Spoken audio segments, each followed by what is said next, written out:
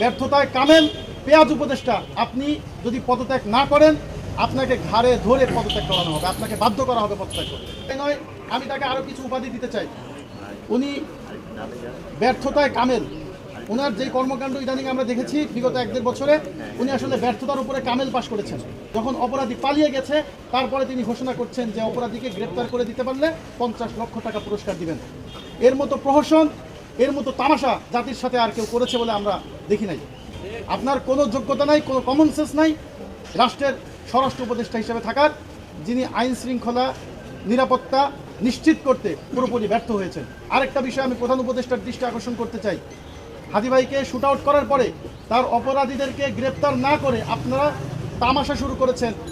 আশিক চৌধুরী তার হেলমেটে হাদির ছবি লাগিয়ে আকাশ থেকে জাম্প দিবে, আপনারা এই ধরনের ছবি আপনার ফেসবুক থেকে আমরা তো আশা করি নাই। আমরা আপনার ফেসবুক থেকে আশা করেছিলাম আপনি হাদির সাসপেক্টেড শুটারদেরকে গ্রেপ্তার করবেন, তাদেরকে 24 ঘন্টার মধ্যে 12 ঘন্টার মধ্যে জনসম্মুখে উপস্থাপন করবেন। আমরা মনে করি রাষ্ট্রের যে গোয়েন্দা বাহিনী আছে এই গোয়েন্দা বাহিনী পুরোপুরি ম্যাল ফাংশনিং করছে।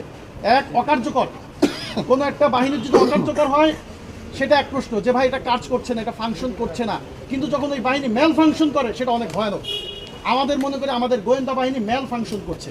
যদি অকার্যকর হতো তাহলে হয়তো আমরা অনেক কিছু জানতে পারতাম না, হাতিকে আমরা নিজেরাই জনগণ গ্রেপ্তার করতে পারতাম। কিন্তু যখন ম্যাল ফাংশন করছে, অর্থাৎ রাষ্ট্রীয় গোয়েন্দা সংস্থার প্রত্যক্ষ মদদে তাদেরকে দেশ থেকে বিতাড়িত করতে, দেশ থেকে পালিয়ে যেতে সাহায্য করা হচ্ছে, তখন আমরা আমাদের সার্বভৌমত্ব, স্বাধীনতা, নিরাপত্তা এবং সার্বিক বিষয়ে অবশ্যই শঙ্কিত এবং উদ্বেগজনক অবস্থায় আছি।